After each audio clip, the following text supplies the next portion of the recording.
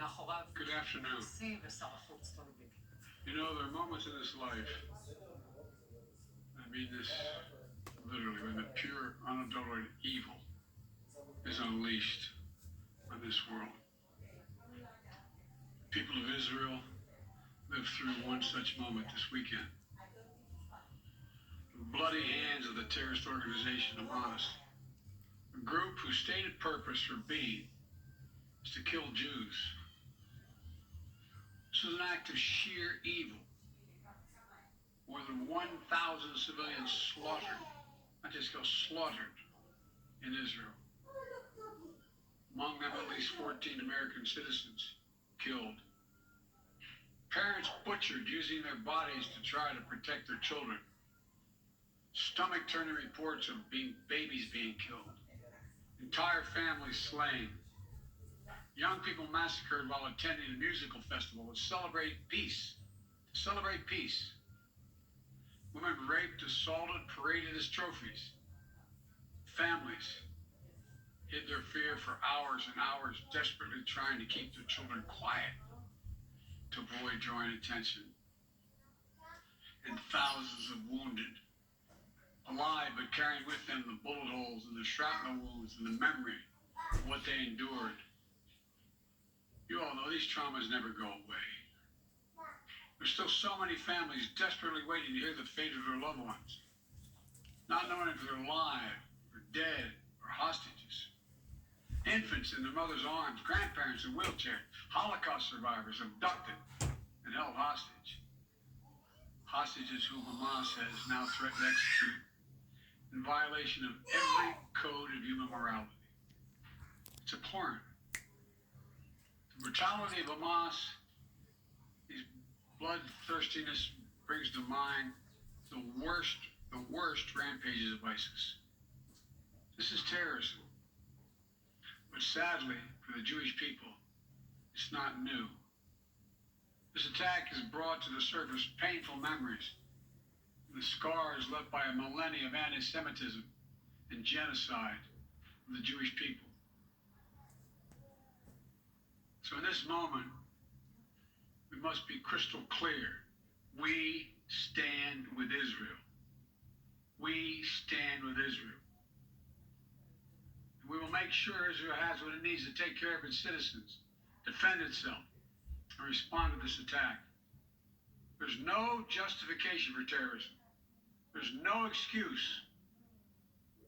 Hamas does not stand for the Palestinian people's right to dignity and self-determination. Its stated purpose is the annihilation of the state of Israel and the murder of Jewish people. They use Palestinian civilians as human shields. Hamas offers nothing but terror and bloodshed with no regard to who pays the price. The loss of innocent life is heartbreaking. Like every nation in the world, Israel has the right to respond, indeed has a duty to respond to these vicious attacks. I just got off the phone with a third call with Prime Minister Netanyahu. I told him the United States experience what Israel is experiencing, our response will be swift, decisive, and overwhelming. We also discussed how democracies like Israel and the United States are stronger and more secure when we act according to the rule of law.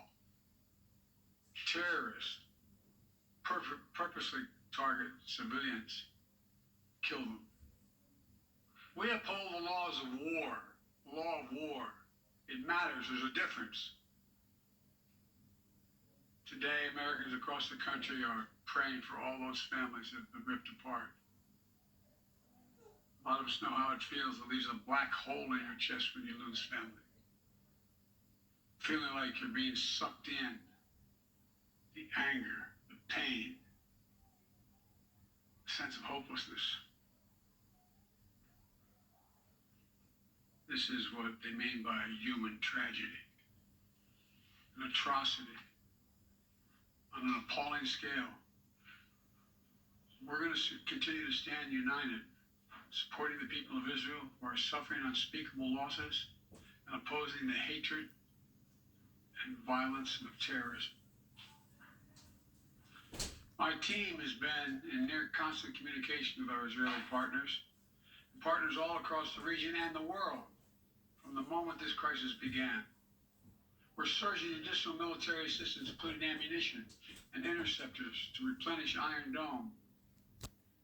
We're going to make sure that Israel does not run out of these critical assets to defend its cities and its citizens. My administration has consulted closely with Congress throughout this crisis. When Congress returns, we're going to ask them to take urgent action to fund the national security requirements of our critical partners. This is not about party or politics. This is about the security of our world, the security of the United States of America.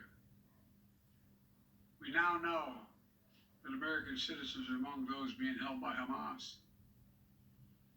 I've directed my team to share intelligence and deploy additional experts from across the United States government to consult with and advise Israeli counterparts on hostage recovery efforts.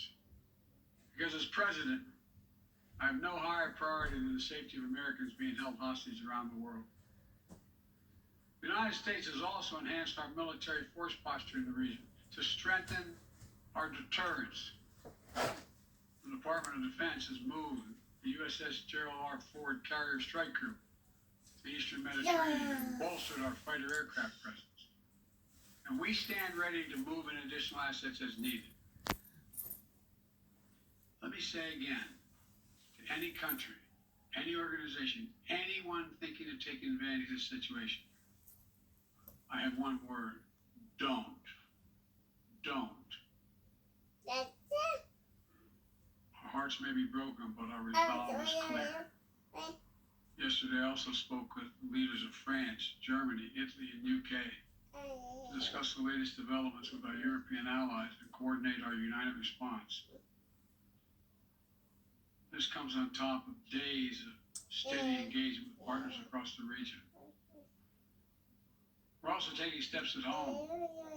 In cities across the United States of America, police departments have stepped up security around centers of Jewish life. The Department of Homeland Security and the Federal Bureau of Investigation are working closely with state and local law enforcement and Jewish community partners to identify and disrupt any domestic threat that could emerge in connection with these horrific attacks. This is a moment for the United States to come together, to grieve with those who are mourning. Let's be real clear. There is no place for hate in America. Not against Jews, not against Muslims, not against anybody. We reject. What we reject is terrorism. We condemn the indiscriminate evil, just as we've always done. That's what America stands for. You know, just over 50 years ago, I was thinking about it this morning, talking to the Secretary of State, the Vice President of my office. Over 50 years ago, as a young senator, I visited Israel for the first time as a newly elected senator. And I had a long trip, a meeting with Golda Meir in her office, just before the Yom Kippur War. And I guess you could see the consternation on my face as she described what was being faced. They were facing. We walked outside in that sort of hallway outside her office to have some photos. She looked at me all of a sudden and said, "Would you like to have a photograph?" And so I got up and followed her out. We were standing there silent, looking at the press. She could tell, I guess, I was concerned. She leaned over and whispered to me, she said, "Don't worry, Senator Biden. We have a secret weapon here in Israel." My word is what she said. We have no place else to go. We have no place else to go. For 75 years, Israel has stood as the ultimate guarantor of the security of Jewish people around the world, so that the atrocities of the past could never happen again. And let there be no doubt, the United States has Israel's back. We will make sure the Jewish and democratic state of Israel can defend itself today, tomorrow, as we always have. It's as simple as that. These atrocities have been sickening. We're with Israel. Let's make no mistake. Thank you. What was your reaction? Co to bait Joe Biden?